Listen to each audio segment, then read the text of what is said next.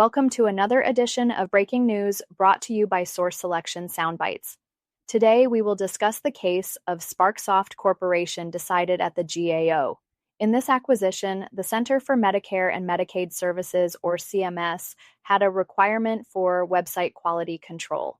The competition was limited to small business firms that held a strategic partners acquisition readiness contract. The solicitation advised vendors that quotations would be evaluated in two phases. In the first phase, vendors were to submit their quotations addressing only the relevant experience factor.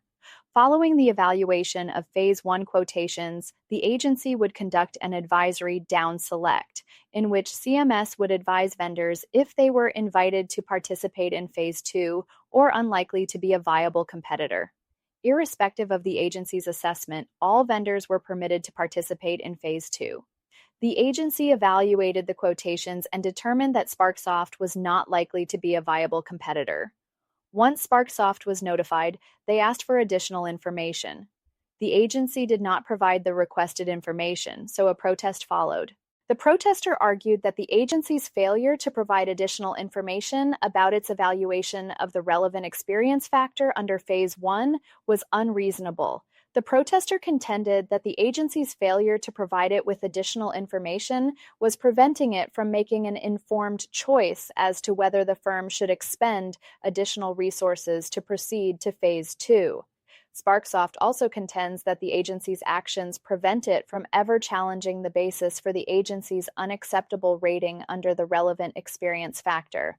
However, when Sparksoft elected to continue to Phase 2 of the procurement, the agency explained that because Sparksoft had elected to participate in Phase 2 of the procurement, a debriefing that would have provided the vendor with the agency's assessment of strengths, significant weaknesses, and deficiencies in its Stage 1 quotation could not be provided when the procurement was still ongoing and an award was yet to be made. En route to dismissing the protest, the court found that Sparksoft's allegation failed to clearly state a legally sufficient ground of protest to establish the likelihood that the agency violated applicable procurement laws or regulations. The protester's argument here failed to state a legally sufficient basis of protest because its complaint is akin to a challenge to the adequacy of a debriefing under a FAR Part 15 procurement, which the GAO does not review because debriefings are procedural matters that do not affect the validity of an award. In addition, Sparksoft's assertion that the agency's actions prevent it from ever challenging the basis for the agency's unacceptable rating under the relevant experience factor also failed to state a valid basis of protest because vendors who continue to Phase 2 of the competition will have an opportunity to challenge the agency's evaluation of its quotation in both stages. Given these facts, the protest was dismissed as premature. Now let's address a few of the lessons learned from this protest. They include 1. Advisory downselects don't eliminate vendors from the competition. 2.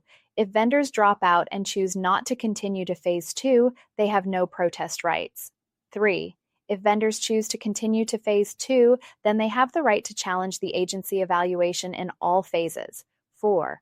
Vendors are not able to force agencies to provide more information than the solicitation sets forth. And 5. Protesting the content of the information provided in the advisory downselect is akin to protesting the contents of a debrief, which has no bearing on the validity of the evaluation.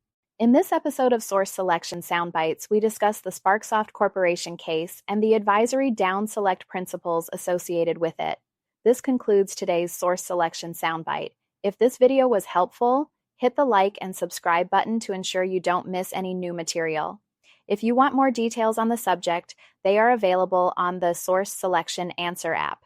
It contains lectures, quizzes, court cases, sample documents, and more material that allows practitioners to quickly obtain actionable knowledge. Thanks for watching. See you next time.